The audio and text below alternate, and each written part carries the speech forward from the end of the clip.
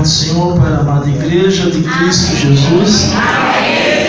Estou muito feliz nessa noite, pela primeira vez estar nesta congregação. Eu já estou satisfeito com a presença de Deus e com a alegria dos irmãos. Estou vendo alguns irmãos ali, Deus abençoe.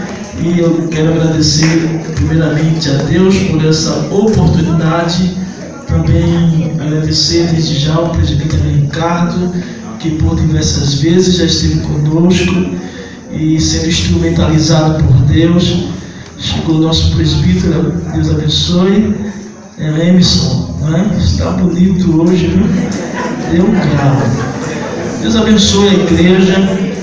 Eu convido a todos assim de pé. Quero agradecer aos varões que veio comigo ali, tem sido nossos ajudantes aí no nosso ministério. Deus abençoe.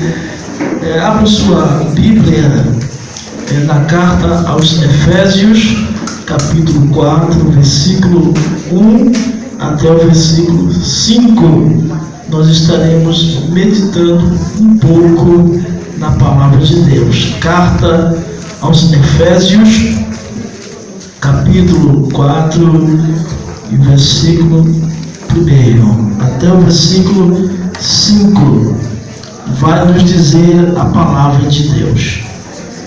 Rogo-vos, pois, eu, preso do Senhor, que andeis conforme é digno da vocação com que fosse chamados, com toda humildade e mansidão, com longanimidade, suportando uns aos outros em amor, procurando guardar a unidade do Espírito pelo vínculo da paz. Há um só corpo e um só Espírito, como também fosse chamado em uma só esperança da vossa vocação. Um só Senhor, uma só fé e um só batismo. Ainda leio 6. Um só Deus e Pai de todos, o qual é sobre todos e por todos e em todos vós. Amém. Graças a Deus. O tema que foi nos passado para trazer a mensagem, acredito que estão em campanha e hoje é o encerramento da mesma. Então o tema é um clamor pela unidade na igreja. É um tema atual, um tema necessário e vamos dizer de muita necessidade hoje, nos momentos finais do arrebatamento da igreja. A igreja está precisando ouvir mensagens como essa. Amém? Então, acredito que esse tema foi extraído logo quando foi lido o primeiro versículo. O apóstolo Paulo, com muita clamor, diz: rogo-vos. É muito forte isso, quando ele diz: rogo-vos, peço a vocês, eu estou clamando, pedindo a vocês que andeis conforme a vocação que vocês foram chamados. Isso é muito profundo e passaremos o dia todo aqui só falando dessa palavra. Diante disso, há uma necessidade há um clamor pela unidade da igreja.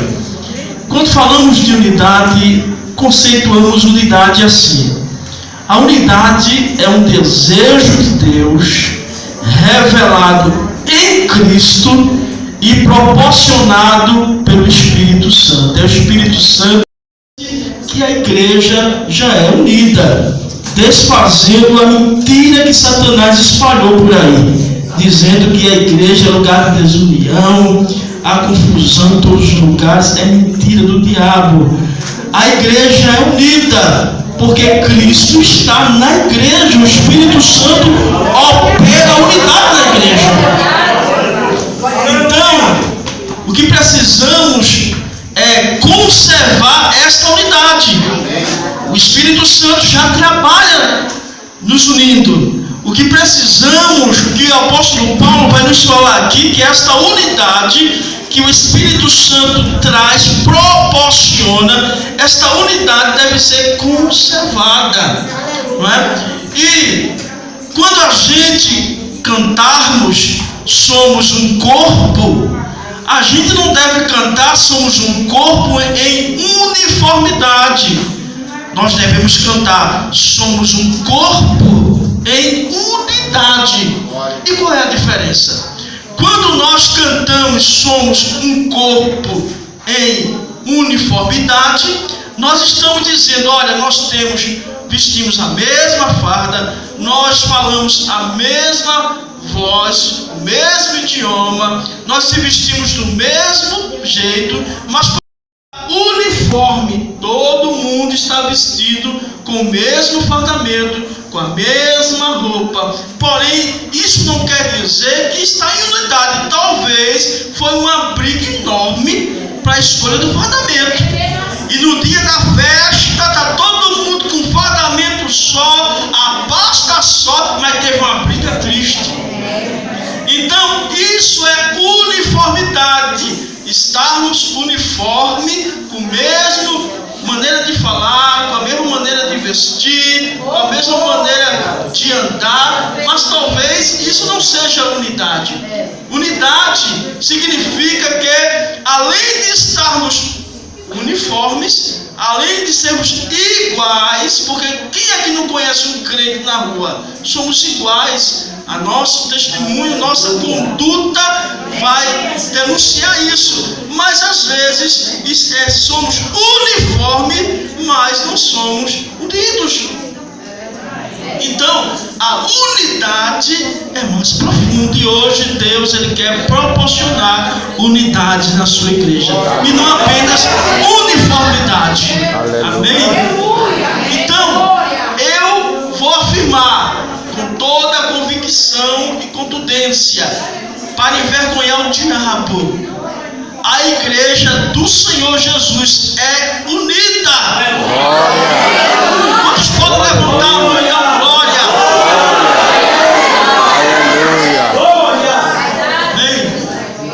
Então, o que o apóstolo Paulo vai nos ensinar aqui, para que esta unidade seja conservada, essa unidade que já existe. O que o apóstolo Paulo vai nos ensinar para conservarmos a unidade da igreja? Ele vai nos ensinar dentro desta carta, no capítulo 4, vai nos ensinar 4 verdades. Primeiro, ele vai dizer o seguinte, que para que haja conservação da unidade dentro da igreja, precisamos moderar as nossas atitudes pessoais. As nossas atitudes pessoais têm que ser moderadas. Segundo, ele vai dizer que eu tenho que entender o real motivo porque eu tenho que estar unido com o meu irmão. Em terceiro lugar, ele vai explicar que a gente devemos ter cuidado de não dar lugar ao diabo, porque o diabo ele é o agente que promove a confusão dentro da igreja. E em quarto lugar, ele vai dizer que nós devemos ter cuidado para não entristecer o Espírito Santo. Está tudo dentro do capítulo 4.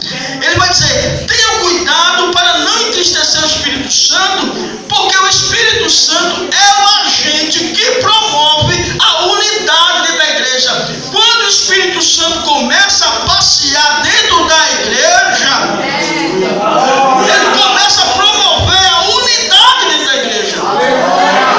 Há exemplo de quando Deus fala para Ezequiel vai encontra uma nação e trazendo para os dias de hoje uma igreja morta, sequíssima, os ossos separados. Mas quando o Senhor diz assim, Ezequiel, profetiza, Ezequiel, e quando Ezequiel profetiza e diz, vento que vem dos 4 cantos, sopra sobre esses ossos, o que acontece? Os ossos se juntam.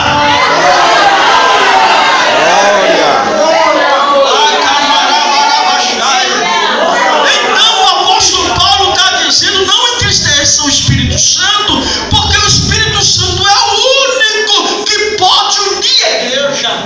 A doutrina que o pastor ensina não pode unir a igreja.